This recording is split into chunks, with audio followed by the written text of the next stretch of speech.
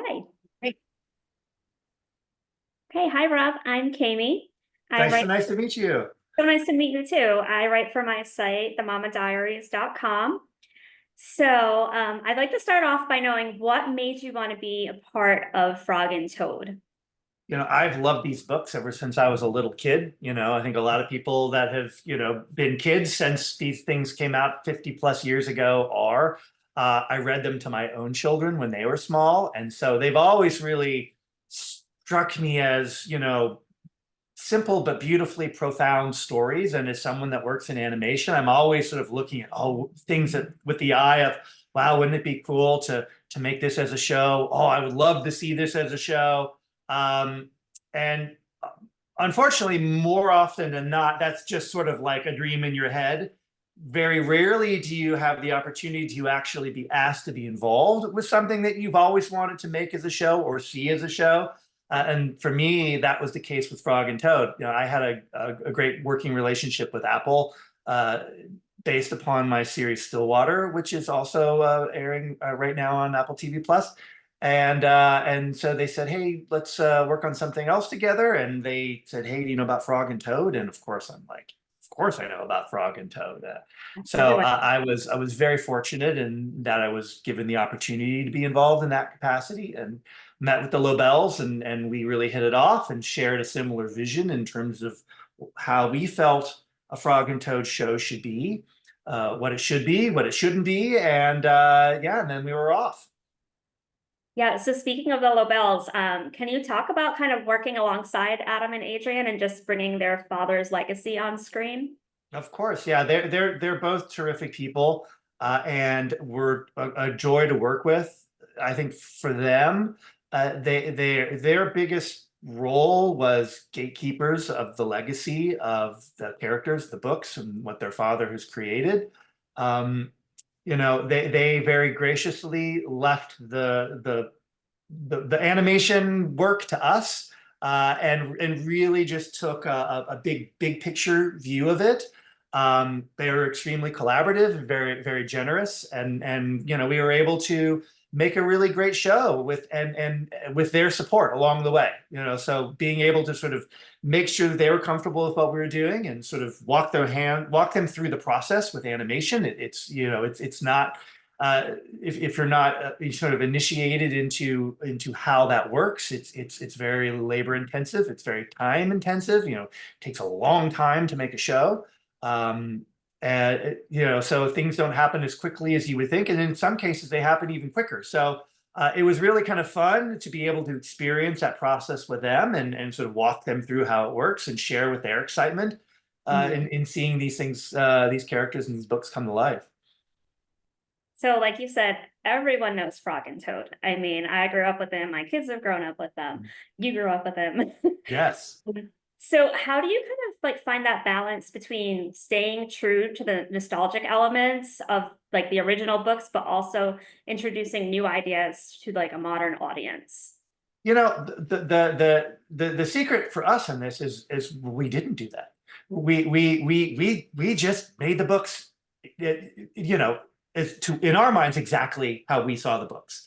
There wasn't any reason, and to Apple's credit, no mandate to modernize these books and these characters. There's a reason why they have been so popular for the 53, 54 years that they've been in print, is because they work.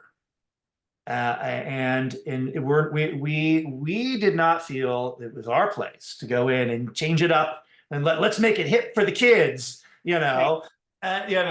No baseball caps turned sideways, no skateboards, no slang, no making it cool. No Instagram, no social media, no devices. Frog and Toad is Frog and Toad for a reason, I don't know. and we wanted to keep that. And I think that there would have been a tremendous um, revolt against from every parent and every kid who loves these books if we had done that. So we knew going in that what worked for a really good reason.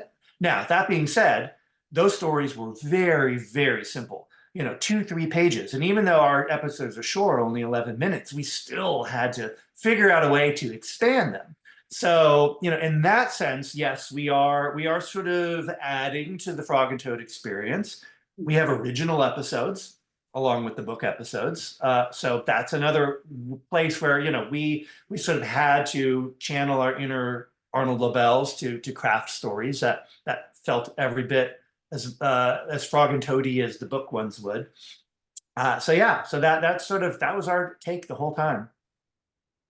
So I found the animation style to be very unique. It's very reminiscent of the books. Can you talk about like how you brought that on screen? One of the things that I kind of talked to our art director and our series director from the very beginning is I love the aspect of Frog and Toad where they're not like human characters in a human world. They are actual Frog and Toads in ostensibly a human world. So, if they're walking by a flower, it's going to be as tall as a tree. It's almost as if you're lying on your tummy in your backyard peering through blades of grass. And I kind of likened it to the idea of the shoebox dioramas we would make when we were kids, where you peep through a little hole and you see something in the foreground and something in the midground and in the background. And even in the background behind you now, you can see examples of that, where you have these sort of layered elements. So you're sort of peering into a world of Frog and Toad. And that was something that, the books are very flat. But actually, Arnold Lobel did a pop-up book version of Frog and Toad way back when, and it's out of print, but I was able to get my hands on it. And when I saw that, it functioned in the same way. It was bright and colorful, way more so than the books. And I thought, we can make this colorful. We can make this come alive, but in a way with sort of muted colors and a limited palette that still feels like Frog and Toad. But again, has that sort of peering into a world feel, or almost sort of like, it's looking into a Frog and Toad as an observer that we really feel like we're actually there. And that, to me, speaks to that sort of personal, intimate feeling you have when you read these books. Absolutely. So for you, what has been the most rewarding aspects of, working with Frog and Toad? I love these characters. I love that their friendship is so true and sincere and heartfelt. And, there's a lot to be learned from Frog and Toad.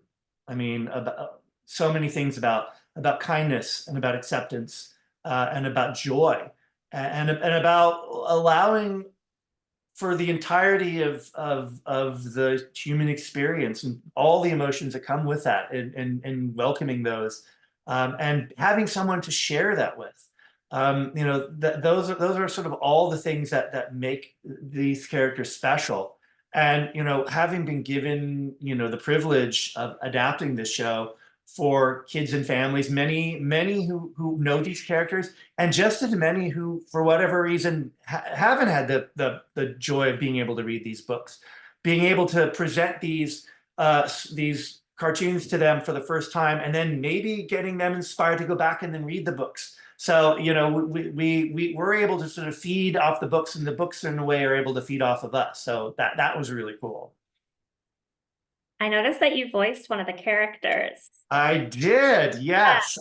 I play Mole. Greetings and salutations. So I'm sure that was a lot of fun. It was way back in the long ago days, in my early years of living in Los Angeles. I did perform in a sketch comedy group and did TV commercials, and so I do have a background in acting. Although I sort of quickly put that aside as I pursued other interests in entertainment, specifically writing. But we're having a real hard time finding someone to play that particular character that I voiced, which is Mole. And because of some of the intricacies of our production schedule, I actually did the scratch vocal tracks for probably the first 6 or 8 episodes, because we didn't have our cast in place at that time. But we had to start the storyboards. So I just did scratch voices for all these characters. And of course, I couldn't play them all. But when we got around to casting Mole, we just couldn't decide on someone, and everyone on the crew was like, "Rob, but we like your Mole." And I talked to Apple, and they were like, "Yeah, sure, you can play it." So I was thrilled to do that, and it was a whole lot of fun. And in season two, I actually get to sing a song, which was absolutely terrifying. I bet. I can imagine it would be. So that's all the time I have, but thank you so much for meeting with me. You worked on some of my kids' most favorite series to watch, Oh, so thank you. pretty psyched when I said I was talking with you. Oh, I love it. Thank you. Yeah. So thank you very much. Of course. Thank you. Meet you.